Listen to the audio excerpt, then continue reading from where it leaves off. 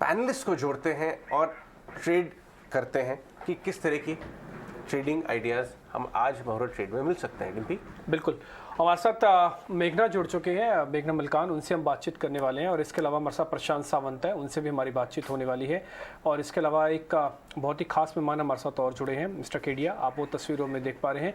शिवंगर भी हमारे साथ जुड़ चुके हैं, उनसे भी बातचीत करेंगे। आप सबका बहुत बहुत स्वागत है आज ईटी नाउ स्वदेश पर, और आप सबको एक साथ ही बल्क में ढेरों बधाइयाँ दीपावली की। देखिए आज ऐसा हमारा कितना प्यारा कलरफुल स्क्रीन नजर आ रहा है डिम्पी, मानसी, कि आज कमोडिटी और स्टॉक मार्केट के विशेषज्ञ सब एक साथ स्क्रीन पे आए, क्योंकि दोनों के रास्ते अलग अलग हो। हाईवे कोई ये पकड़ रहा है, कोई वेस्टर्न एक्सप्रेसवे, कोई ईस्टर्न, लेकिन पहुंचना सबको एक ही मंजिल एक ही है, लक्ष्मी जी की के चरणों में पहुंचना है। तो रास्ते भले ही अलग अलग हो, लेकिन उद्देश्य एकदम सेम है। तो प्रशांत और मेघना से बातचीत करते हैं, शुरुआत करते हैं, और फिर हम कमोडिटी ट्रेडिंग की तरफ भी वापस आएंगे। लेकिन हम प्रशांत और मेघना की जिसे बातचीत शुरुआत करते हैं। मेघना, प्रशांत, गुड इवनिंग, बहुत बहुत शुक्रिया ईटी नाउ स्वदेश की स्पेशल प्रोग्रामिंग दीपावली स्पेशल मुहूर्त ट्रेडिंग में शामिल होने के लिए। आपको ढेर सारी शुभकामनाएं। देश भर में इकोनॉमी में धूम मची है, बाजार में भी धूम मची है। मेघना, आप बताइए आपके रिएक्शंस। वेरी गुड इवनिंग, सबको दिवाली की बहुत सारी शुभकामनाएं। Good evening everyone, thank you for having me over. Yes, market देखेंगे तो एक्चुअली लग रहा है कि दिवाली मूड में है। और निफ्टी बैंक निफ्टी अगर इंडाइसेस की बात करें तो they seem to be at a good support right now. And momentum देखेंगे, प्राइस एक्शन देखेंगे तो एवरीथिंग उसी चीज पे पॉइंट आउट कर रहा है that market is on the up trend, at least for the short to medium term. तो ट्रेंड ऊपर दिखाई दे रही है। तो निफ्टी में अगर देखेंगे तो 17,400 का एक इंपॉर्टेंट सपोर्ट नजर आ रहा है। और ऊपर में if you see the resistance 18,200 तक रेजिस्टेंस दिखाई दे रहा है। मतलब we have a very good range to for Nifty to move out and to play in. तो ये पूरा निफ्टी का रेंज हो रहा है। और बैंक निफ्टी की बात करें तो इवन बैंक निफ्टी भी बुलिश दिखाई दे रही है। बैंक निफ्टी में अच्छा सपोर्ट दिखाई दे रहा है 40,300 पे। और मोमेंटम तीनों टाइम फ्रेम में देखेंगे तो मोमेंटम भी सपोर्ट पे है। और ऊपर में रेजिस्टेंस दिखाई दे रहा है 41,800। तो ये निफ्टी और बैंक निफ्टी के मोटे मोटे लेवल्स है। But overall looking at momentum, price action, also a few price indicators and support resistance, I think दोनों अप ट्रेंड में है short to medium term. Okay Prashant, good evening, आपको भी ढेर सारी शुभकामनाएं दीपावली की। क्या लग रहा है बाजार ट्रेड कर, क्या रेंज देख रहे हैं? ऑल टाइम हाई इसी हफ्ते होगा, इस सीरीज में होगा, या इस साल हो जाएगा? जी Ajay ji, Mansi, Dimpy, very good evening. सभी दर्शकों को नमस्कार and good evening to the panelists as well. तो सबसे पहली बात, हम जब 18,100 पे आए थे तभी हमने बात की, बहुत लोगों ने बात की न्यू हाई की, पर हम वहां से गए 16,800। तो जैसे आपको पता है मैं हर बार डाउन साइड की बात पहले करता हूँ, और सपोर्ट्स की बात पहले करेंगे, स्टॉप लॉस की बात पहले करेंगे, टारगेट की बात डेफिनेटली उसके बाद करेंगे। ओवरऑल स्ट्रक्चर बहुत पॉजिटिव है। अगर आज इंडिया विक्स 16.5-17 के नीचे आए तो शायद ये ट्रेंड बहुत अच्छे से सस्टेन कर सकता है। गैप अप हम ओपन हो जाएंगे, ये एसजीएक्स से दिखा रहा है। बट मेरे लिए अहम क्या लेवल होगा, तो मैं जो निफ्टी के अक्टूबर फ्यूचर्स ट्रैक कर रहा हूँ उसमें 17,885 यानी 7,885 ये लेवल बहुत अहम होगा। इसको अगर हम क्रॉस करते हैं थोड़ी देर के लिए भी तुरंत, तो मैं एक बाय करना चाहूंगा। मेरा स्टॉप लॉस होगा 17,725, 17,725, करीबन 150-170 पॉइंट की मेरी रिस्क होगी। और टारगेट मेरा होगा जो रेजिस्टेंस लेवल नजर आ रहा है 18,200 का। तो एक रिस्क रिवॉर्ड के हिसाब से ये निफ्टी में ट्रेड होगा। बट जो मेरा ज्यादा झुकाव है वो डेफिनेटली बैंक निफ्टी की तरफ है। और मुझे लग रहा है अगर बैंक निफ्टी 41,100 यानी 41,100 फ्यूचर्स में क्रॉस कर जाए तो हम स्ट्रेट निकल जाएंगे 42,000 की तरफ। तो यहाँ पे 39,900, 39,900 ये स्टॉप लॉस रख के मैं जाना चाहूंगा। अगर मैं इन दोनों के बीच चुनना चाहूं तो मुझे लग रहा है निफ्टी में रेजिस्टेंसेस बहुत ज्यादा है, पर बैंक निफ्टी शायद आउट परफॉर्म कर जाए। तो जैसे मैंने कहा मेरा झुकाव बैंक निफ्टी की तरफ ज्यादा होगा, क्योंकि इस बार जो रैली आई है और पिछली बार जो रैली आई उसमें डिफरेंस ये है कि इस बार एचडीएफसी बैंक एक अहम कंट्रीब्यूटर रहा है जो कि पिछली बार नहीं था। तो अगर जो ये अब हम रुके हुए करीबन 41,000 के नीचे, वो सिर्फ एक ही वजह से कि इंडसइंड बैंक थोड़ा वीक रहा, करीबन 7-8% डाउनफॉल उसमें आया।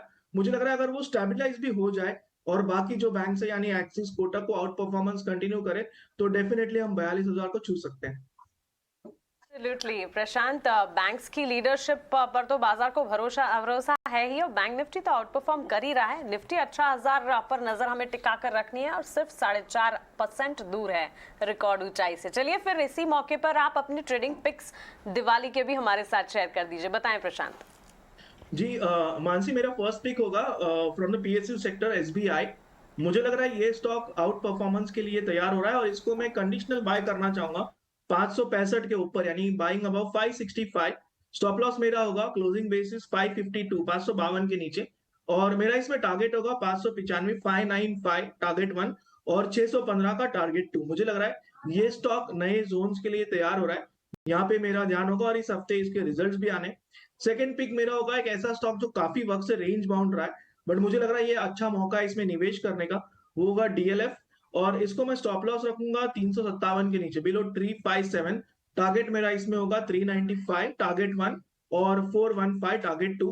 बट इन सभी के सामने एक जो पोजिशनल ट्रेड, जैसे मैं पिछले 3-4 महीनों से एचबीएल पावर कहते आ रहा हूँ, करीबन 60-65 से वो 120 आ गया था, उसी तरह से अब मुझे लग रहा है कि एक स्टॉक जो अच्छे प्राइस एक्शन दिखा रहा है वो है शॉपर स्टॉक। इसमें मैं स्टॉप लॉस रखूंगा पोजिशनली 735 के नीचे, 735 के नीचे।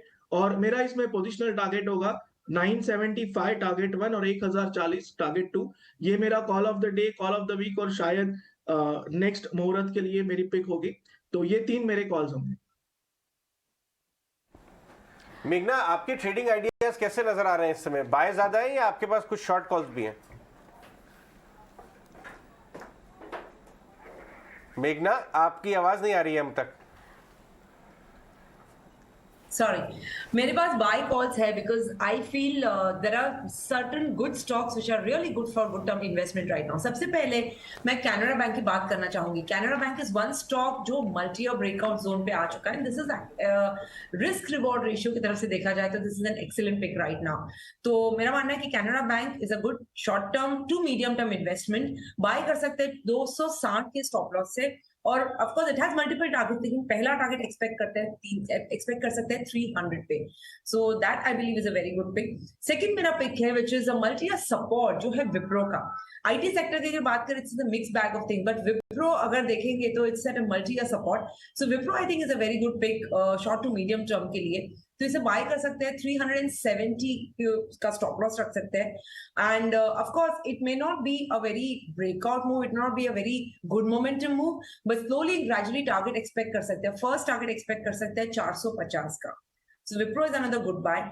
Third buy I would like to add BEL, Bharat Electronics. एक अच्छा स्टॉक दिखाई दे रहा है, momentum is a good support and price action seems to be supporting the up move, मतलब demand candle pattern seems to be generating more volume. तो BEL अच्छा stock हो सकता है विद स्टॉप लॉस ऑफ 100 रुपए का स्टॉप लॉस रख सकते हैं और ऊपर 130 का टारगेट एक्सपेक्ट कर सकते हैं। ओके ठीक है, ये कुछ एक बेहतरीन कॉल्स आपको यहाँ पे मिलती हुई दिख रही हैं और ये सारी की सारी कॉल्स आज के लिए मुहूर्त की कॉल्स भी हैं। इन सब के टारगेट भी ऑलमोस्ट वैसे ही आपके सामने लिखे हुए आ रहे होंगे जैसे आप यहाँ पे समझना चाह रहे हैं। खैर इस बीच बहुत सारी कंपनीज के नंबर्स भी आए, वो सारे के सारे नंबर्स हम आपके सामने रखेंगे अभी। लेकिन एक काम और करते हैं, इस समय पहले पूरी रूपरेखा बनाएं आगे चल के कैसे कैसे ट्रेड हो। पहले एक बार ये जान लीजिए संवत से संवत तक का रिटर्न कैसे कैसे दिया मार्केट ने, निफ्टी ने कितना दिया, सेक्टर्स ने कितना दिया। एक बार पहले मेरे सहयोगी शरद जुड़ रहे हैं, उनसे एक आइडिया लेते हैं और उसके बाद फिर हम बातचीत करने वाले हैं और फिर हम समझेंगे कि आगे कैसे करना चाहिए। लेकिन इस बीच अगर आप देखेंगे ना अजय, तो इस बार के जो नंबर्स हैं वो अब इंटरेस्टिंग रहे हैं। खासकर रिलायंस के नंबर्स भी बहुत खराब नहीं, बहुत अच्छे नहीं। फ्राइडे को आप भी कवर कर रहे थे, मैंने से देखा। तो एक काम करते हैं, कुछ जो फ्राइडे के बाद रिजल्ट्स आए ना उन पे कैसा ट्रेड बन रहा है ये डिस्कस करते हैं। इससे पहले कि शायद शरद तैयार हो रहा है, रिलायंस इंडस्ट्रीज कमजोर बंद हुआ। प्रशांत, कमजोर नतीजों की उम्मीद थी और नतीजे कमजोर आए, लेकिन चार्ट की बात करें तो 2800 वाला 2330 जाके वापस 2470 आ गया है। अब इस पे अगर पोजिशनल व्यू लेना हो तो किस तरह के लेवल्स वॉच आउट फॉर करने चाहिए रिलायंस पे? प्रशांत। अजय जी, एक मैं आपको मार्केट की ट्रिक बताता हूँ। अगर नतीजे मार्केट के बाद आने हैं या कोई भी बड़ा इवेंट है और लास्ट के 15 से 20 मिनट में मार्केट रैली कर जाए, टिपिकली नेक्स्ट डे आपको दिखाई देगा कि गैप डाउन हो रहा है। उसका बहुत अपोजिट ये होता है कि अगर नतीजे आने हैं और ये वीकनेस दिखाए तो नॉर्मली लोग वहां शॉर्ट कर जाते हैं और उसके विपरीत, उसके एग्जैक्टली अपोजिट मार्केट ओपन होता है। इसे हम नॉर्मली टेक्निकल में रिमूवल ऑफ वीकर हैंड्स कहते हैं। और बिल्कुल इसी तरह से रिलायंस ने किया, क्योंकि इसकी बेस बन चुकी थी और ये अपने 20 दिनों के एवरेज के ऊपर काम कर रहा था, बिल्कुल रेजिस्टेंस के करीब आया था। एक कैप रेजिस्टेंस है और वही प्राइस एक्शन दिखा रहा था। बट जो परसों के दिन जो बिकवाली हुई, क्या वहां पे वॉल्यूम था? बिल्कुल भी नेग्लिजिबल था। तो मेरी रिलायंस पे ये राय होगी, पोजिशनल राय होगी कि रिलायंस जो अभी 2470-2500 जोन में स्ट्रगल कर रहा है, तो मेरे हिसाब से 2525 स्पॉट में इसका एक बहुत अहम रेजिस्टेंस है। अगर इसके ऊपर रिलायंस निकल जाए तो स्ट्रेट आप स्टॉप लॉस रख दीजिए 2460 का 2460 के नीचे, यानी करीबन 2.5% आपकी रिस्क हो जाएगी, और आप इसको होल्ड कीजिए पोजिशनली फॉर टारगेट ऑफ 2700 2740। मुझे लग रहा है कि अब ये ब्रेकआउट सस्टेन करेगा और मैं डेफिनेटली इसमें बाय साइड जाना चाहूंगा, स्पेशली जो परसों की प्राइस एक्शन हुई थी उसके बाद। एब्सोल्युटली। अब तो 2740 इन लेवल्स का इंतजार आपको करना है। 2460 के स्टॉप लॉसेस के साथ 2525 के लेवल्स को अहम लेवल के तौर पर इस वक्त रिलायंस पर मानकर चलना चाहिए। लेकिन इसके अलावा भी कई सारे बैंकिंग के भी नतीजे आते हुए देखे और भी ढेर सारी कंपनियों के, जो कि हम डिस्कस करेंगे। लेकिन अभी जो डिम्पी आपको बता रहे थे, पिछले संवत से इस संवत तक बाजार की स्थिति कैसी रही, तस्वीर कैसी दिखी, आइए शरद से जानते हैं पहले। जी, जो सब फोकस रहने वाला है जो पूरे लास्ट ईयर के संवत से जो टोटल जो मार्केट्स की जो रुख है उस पर हम फोकस करेंगे। निफ्टी की देखें बात करें तो लगभग 2% की गिरावट है। अब याद रखिए ग्लोबल इंडिसेस से तो निफ्टी बहुत अच्छा परफॉर्म किया है। निफ्टी बैंक की बात करें तो यहाँ पे भी 3% का ग्रोथ जो है लास्ट दिवाली से देखने मिली है। अब बात करते हैं हमारे सेक्टर्स को लेके, यहाँ पे स्पेसिफिक फोकस रहने वाली है और यहाँ पे जो है ऑफकोर्स FMCG इंडेक्स में जो है लगभग 15% का ग्रोथ देखने मिला है। और उसके अलावा जो है ऑफकोर्स PSU इंडेक्स में भी जो है 13%, ऑटो, एनर्जी, ये चारों सेगमेंट में भी जो है एक अच्छी जो है मूवमेंट देखने मिली है। PSU बैंक्स में भी एक अच्छा मूवमेंट देखने मिला है। तो ये आपके टॉप सेक्टोरल गेनर्स हुए हैं। लेकिन अब बात करेंगे निफ्टी के गेनर्स की, तो निफ्टी की गेनर्स की बात करें तो यहाँ पे जो है आगे जाते हुए दिखेगा आपको पहला अदानी एंटरप्राइज, यहाँ पे स्टॉक जो है 2 गुना हो चुका है। और ऑफकोर्स गौतम अदानी जी भी जो है लगभग दुनिया के 3rd रिचेस्ट पर्सन भी बने थे एक समय के लिए। ITC की बात करें तो यहाँ पे बहुत अच्छी री रेटिंग देखने मिली है स्टॉक में। और ऑफकोर्स उनके जो सिगरेट बिजनेस है वहाँ पे अच्छी दूसरे तिमाही के वॉल्यूम ग्रोथ के नतीजे भी देखने मिले हैं। और इसके अलावा महिंद्रा एंड महिंद्रा, यहाँ पे भी 44% का ग्रोथ जो है आपको देखने मिला है। इसके अलावा और भी टॉप गेनर्स की बात करें तो कोल इंडिया, आइशर मोटर्स, एक और ऑटो पैक की कंपनी, और सिप्ला, यहाँ पे भी 25 से लेकर 40%। ये कुछ स्टॉक्स के बारे में बात कर रहे थे शरद, और आपके पास BSE से लाइव विजुअल्स आ रहे हैं मुहूर्त ट्रेडिंग के। हमारे साथ प्रशांत सावंत और मेघना मलकान हैं इक्विटीज़ में ट्रेडिंग आइडियाज़ डिस्कस करने के लिए, बाजार के लिए। और हमारे साथ केडिया कमोडिटीज़ के MD केडिया साहब भी हैं, और शुभांकर सेन हमारे साथ जुड़ रहे हैं कोलकाता से। पहली बार आप ET Now स्वदेश पे और ET Now नेटवर्क पे उनको देख रहे होंगे। लेकिन शुभांकर सेन, जो हमारे व्यूअर्स ईस्ट के रहने वाले हैं, ईस्ट साइड पे कंट्री के कोलकाता के एरिया हैं, उन्हें जानते हैं कि शुभांकर सेन एक बहुत बड़ी एक ज्वेलरी कंपनी रन करते हैं, और वो अभी IPO बाउंड भी है। तो हम इन दोनों को भी शामिल करेंगे अपने बातचीत में। हमारे साथ विश्वमोहन भी आ गए हैं, जो हमारे कमोडिटीज़ कवरेज को एकदम आगे लेके जाते हैं।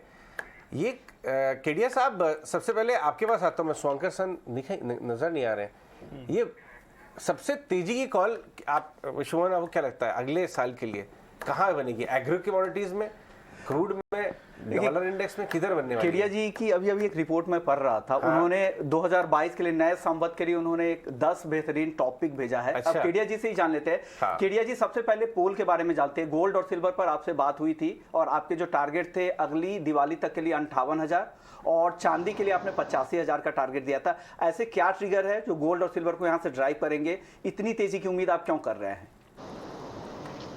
नमस्कार, आप सभी को दिवाली की शुभकामनाएं और सभी व्यूवर्स को भी दीपावली की शुभकामनाएं। बिल्कुल, देखिए, जो माहौल या एनवायरनमेंट बना है वो सोने चांदी के लिए बिल्कुल एक अच्छा प्लेटफॉर्म बना है। ज्यादा करके हम देखते हैं जब भी geopolitical tension, recession fear, inflation, ये सभी चीज हम देख रहे हैं कि गोल्ड और सिल्वर को सपोर्ट करनी चाहिए। एक सिंपल उदाहरण देता हूं, 2008 में भी हमने ऐसा ही कुछ माहौल देखा था।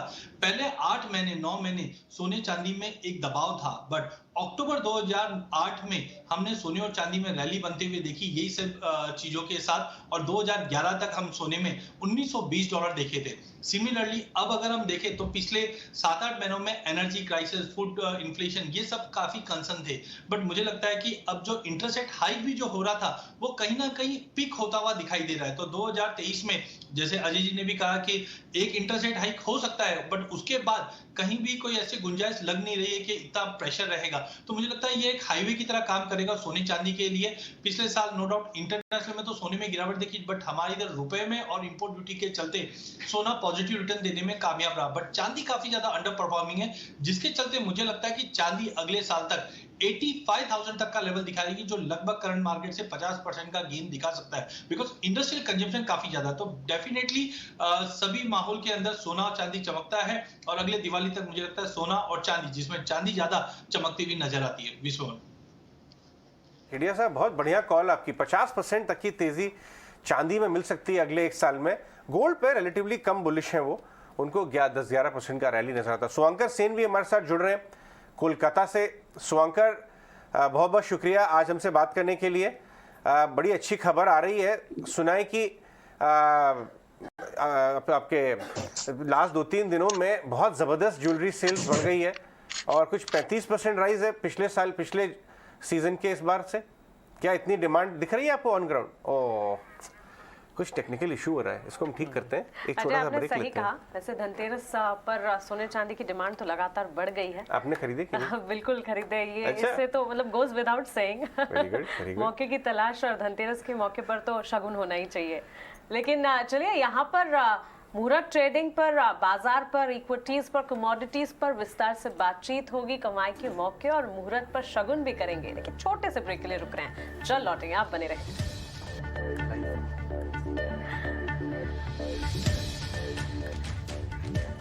मुहूर्त ट्रेडिंग की हमारी ये लाइव कवरेज और बस प्री ओपन टिक्स पे इस वक्त बाजार के आप देख रहे हैं। बाजार की शुरुआत का है इंतजार, और ऐसे में अजय हमारे साथ विनी भी मौजूद है, हमें लाइव अपडेट्स देंगी। अरे विनी, इधर देखिए कैमरे की तरफ, पीछे लग रहा है कोई बहुत अच्छा। हाँ, अजय देवगन अपनी फैमिली साथ आए हुए हैं, इसीलिए वो पीछे देख रही हैं। बहुत कैसा माहौल है विनी? यस एब्सोल्युटली, यू नो, पहले तो आप सबको दीपावली की बहुत बहुत शुभकामनाएं। बहुत अच्छा माहौल है, बहुत वाइब्रेंट माहौल है। फाइनली जो दीपावली में हम लोग मिस कर रहे थे वो सब ताम जाम सब चल रहा है यहाँ पे। Everyone is very excited. आप पीछे देखें तो काफी सारा क्राउड भी आया हुआ है। लास्ट ईयर काफी कम क्राउड था, इस टाइम फाइनली कोविड के बाद सब लोग वापस आ रहे हैं। ब्रोकर्स, उनके फैमिली, काफी सारे गेस्ट भी यहाँ पे आ रहे हैं। देवांग मेहता से अभी मिले थे, तो काफी सारे जन अभी आ रहे हैं। फाइनली अभी कुछ ही देर बची है स्टार्ट होने में, तो अभी 6:15 का वेट कर रहे हैं। अजय देवगन वापस आ जाएंगे फिर से अभी, तो वो काफी एक्साइटिंग है, काफी क्राउड है और काफी हलचल यहाँ पे मची हुई है। अजय विनी, आप हमारे साथ बनी रहे, और वहाँ का माहौल जिस तरह आप बयां कर रही है काफी ज्यादा इंटरेस्टिंग नजर आ रहा है। बाजार खुलने के साथ ही दिग्गजों का क्या कहना है ये भी समझने की कोशिश होगी। लेकिन इस बीच चलिए कुछ और स्टॉक्स पर लगातार हम यहाँ पर जहाँ एक्शन देख रहे हैं उनकी चर्चा करते हैं। और बैंकिंग स्टॉक्स में ना ICICI बैंक के दमदार नतीजे आते हुए दिखे। ब्याज से आय की अगर बात करें, करीब 26% की बढ़त यहाँ पर भी देखने को मिली। हर लिहाज से नंबर्स जो है काफी पॉजिटिव। बैंक्स फाइनेंशियल्स पर लगातार नजर भी है। आपका क्या टेक है इस सेक्टर पर और पर्टिकुलरली ICICI बैंक पर? Of course the sector is looking good. Selected stocks are looking good. जैसे हमने कैनरा बैंक की बात की, और apart from that, आप ICICI बोल रहे हो, yes, based on numbers it looks good, but I would personally prefer Axis Bank. Axis Bank काफी अच्छा दिखाई दे रहा है। अगर आप Axis Bank के medium term to long term charts देखेंगे, तो I think that shows a better move in terms of consistency or supply or buy.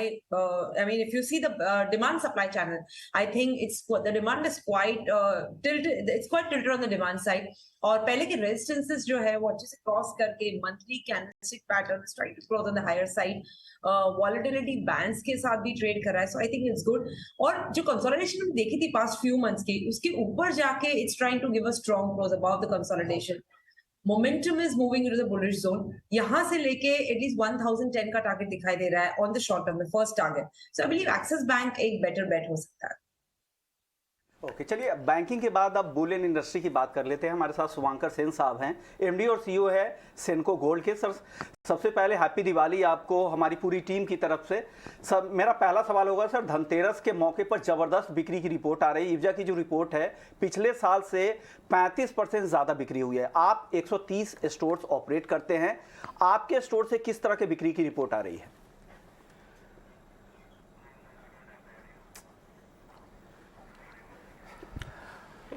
लगता है शुभंकर से आज बातचीत नहीं हो पा रही है, मुहूर्त ही नहीं निकल रहा है, मुहूर्त कुछ नहीं बात नहीं हो पा रही है। लेकिन कलकत्ता वापस हमको चलना ही होगा, क्योंकि कलकत्ता से हमारे साथ गौतम शाह जुड़ने वाले हैं, वो भी कलकत्ता से ही हैं। गौतम बहुत बहुत शुक्रिया, थैंक यू वेरी मच आज समय देने के लिए। हैप्पी दिवाली। आपको आवाज आ रही है अच्छे से?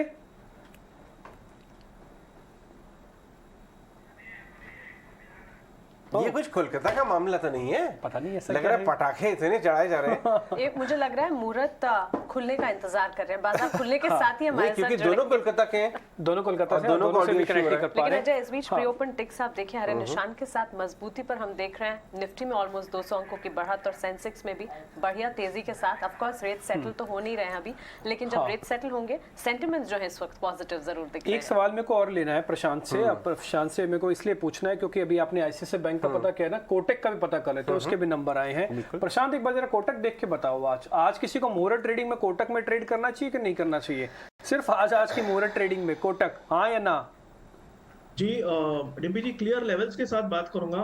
1925 ये परसों का हाई बना था 1925, तो उसको थोड़ा सा गैप देंगे। 1930 के ऊपर definitely strong bye, stop loss रखेंगे 1910 के नीचे और टारगेट रखेंगे 1975 का। तो स्ट्रेट 1930 प्राइस दिख जाए बाय कर लीजिए, स्टॉप लॉस 1910 के नीचे रख के 1975 से लेके 1980 टारगेट के लिए बाय कर सकते हैं। ठीक है, तो कोटक के अंदर आपको खरीदारी के रिकमेंडेशन दे रहे हैं प्रशांत, और ये कह रहे हैं कि आप खरीदारी कर ही सकते हैं। विश्वमोहन, मिस्टर केडिया में भी हैं, आपके पास और भी सवाल होंगे लगता है। जी बिल्कुल, क्योंकि गोल्ड और सिल्वर की बात करना जरूरी है क्योंकि मुहूर्त ट्रेडिंग का समय है और सोने चांदी को कैसे मिस कर सकते हैं। केडिया जी, मेरा सवाल आपसे आज ये होगा, जिस तरह की हमने वहां पे रिकवरी गोल्ड और सिल्वर में फ्राइडे के सेशन में शाम को देखा था, हम दिन के दौरान काफी कमजोर था। दिन के निचले स्तरों से चांदी में करीब करीब 2000 रुपए की रिकवरी आई और करीब करीब 600 से 800 रुपए तक की तेजी यहां पर निचले स्तरों से गोल्ड में भी देखने को मिली है। क्या ये तेजी, ये मोमेंटम आज भी बरकरार रहने वाली है और आज क्या सलाह दे रहे हैं आप गोल्ड और सिल्वर में? देखिए, ऑलरेडी हमने शुक्रवार को देखा था कि जिस दिन से जापान से हमने इंटरवेन होते हुए देखा, करेंसी में काफी बड़ा फॉल था। उसके बाद डॉलर में हमने एक गिरावट आते हुए देखी। इस वक्त डॉलर थोड़ा रिकवर करना चालू कर चुका है, लगभग 112.30 के आसपास ट्रेड कर, जिसकी वजह से आज थोड़ा सा सोना चांदी मौका बनेगा लेने के लिए। बट मॉर्निंग जैसे मुहूर्त ट्रेडिंग में हम देखेंगे तो थोड़ा सा डाउन खुलेगा, जहां पे सोना मुझे लगता है कि 50,450 50,500 के करीब खुलना चाहिए। वहीं अगर चांदी की बात करें तो 57,200 तक का लेवल मिले तो खुलने में थोड़ी बहुत गिरावट देखने मिल सकती है। बट फिजिकल मार्केट काफी टाइट है, काफी सप्लाई हमने ऑलरेडी प्रीमियम बढ़ते हुए देखे, तो थोड़ा बहुत गिरावट के साथ खुल सकता है। बट काफी अच्छा मौका रहेगा क्योंकि जो कंसर्न्स हमने देखे थे वो सोने और चांदी को कभी भी एक बड़ा एलिवेटेड लेवल पे ले जा सकता है। बहुत बहुत शुक्रिया मिस्टर केडिया आपका आज समय देने के लिए। विश्वमोहन, आपका भी बहुत बहुत शुक्रिया, आज आपने हमको ये बताई दिया आखिरकार पोल करके कि सोना और चल सकता है। भाइयों, जिनको खरीदना है सोना तो विश्वमोहन की रिपोर्ट और केडिया साहब की रिपोर्ट कहती है महंगा होने जा रहा है। 11% रिटर्न, 50% रिटर्न चांदी के अंदर आपको मिल सकता है। वैसे चांदी अब क्या ना, वो ऑर्नामेंट वाला नहीं रहा, वो इंडस्ट्रियल मेटल हो चुका है। कुछ और ट्रेडिंग आइडिया डिस्कस करें कमोडिटी से थोड़ी देर बाद। तो शंकर जी, आपसे आज बात तो नहीं हो पाई, लेकिन हमारी बधाइयाँ, बहुत बहुत शुभकामनाएं आपको दीपावली की हमारी तरफ से ही। खैर, इस बीच हमारे साथ कुछ मेहमान और भी जुड़ रहे हैं। गौतम शाह भी हमारे साथ जुड़ रहे हैं। मानसी, बिल्कुल, गौतम शाह है हमारे साथ, उनसे भी बातचीत होगी। लेकिन साथ ही हम आपको लगातार ये भी बता रहे हैं कि भारतीय बाजार में कई सारी चीज़ें हैं जो आपके लिए जानना है, लेकिन भारत की हिस्ट्री भी काफ़ी ज़्यादा इंटरेस्टिंग है। और मुहूर्त ट्रेडिंग की जब हर साल हम बात करते हैं, मुहूर्त ट्रेडिंग के पीछे के तथ्य क्या है ये समझना काफ़ी ज़रूरी है, और यही हमें बताया नित्यानंद मिश्रा जी ने। आइए आपको भी सुनाते हैं। व्यापारियों के लिए दीपावली का विशेष महत्व है और जो स्टॉक मार्केट है, ये इस पे जो जितने भी व्यापारी हैं, इसमें बहुत सारे गुजराती समाज और जैन समाज से आते हैं, तो उनके लिए विशेष पर्व है। इस दिन नया व्यापार प्रारंभ करने की परंपरा रही है। जैसे चोपड़ा पूजन होता है, नए चोपड़े बनाए जाते हैं, तो उसी परंपरा से मुहूर्त ट्रेडिंग की परंपरा भी प्रारंभ हुई। ये कुछ स्रोतों के अनुसार 1957 से बीएसई पर और 1992 से एनएसई पर। एनएसई 1992 में ही खुला है जैसा आप जानते हैं, तो जिस वर्ष एनएसई का उद्घाटन हुआ उसी वर्ष से मुहूर्त ट्रेडिंग की परंपरा प्रारंभ हुई। बड़ी रोचक बात है क्योंकि ये विश्व में अनोखी परंपरा है। विश्व में ऐसा कहीं नहीं होता, 1 घंटे के लिए स्टॉक मार्केट खुलता है और वहाँ लोग शुभ अवसर पर कुछ लेते हैं, कुछ बेचते हैं। बहुत से हमारे विदेशी मित्र हैं जो पूछते हैं ऐसा क्यों होता है, और हम उन्हें बड़े गर्व से समझाते हैं। हम समझाते हैं ये हमारी बहुत लंबी परंपरा है और ये बड़ी शुभ मानी जाती है।